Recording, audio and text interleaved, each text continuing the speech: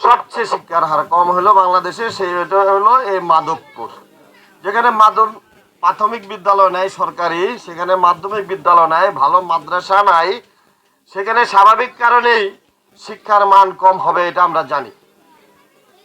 তো আমাদের বিএনপির ভারপ্রাপ্ত চেয়ারম্যান আপনাদেরকে সে হাজার হাজার মাইল থেকে আপনারা জানেন, আমি প্রশাসন সহ আমাদের ইউনো মহোদয়কে, আমি আপনাদের সাংবাদিকের মাধ্যমে আমি ইউনো মহোদয়কে বলবো যে আপনি এসে আমার ডিসি মহোদয়কে বলবো, নারায়ণগঞ্জ ডিসি মহোদয়কে বলবো যে আপনারা সব শহরে বসে থাকেন, আপনারা থানার প্রাণকেন্দ্রে বসে থাকেন, কিন্তু আপনারা শহরের রূপগঞ্জের প্রত্যন্ত অঞ্চলে যান না, যেন আপনাদের কানে পানি যায় যে আপনারা এই স্কুলটা এসে দেখে যাবেন।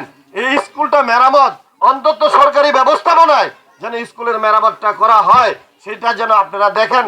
আমরাও সহযোগিতা করব ব্যক্তিগতভাবে। দৈনিক আজকের বাংলা .net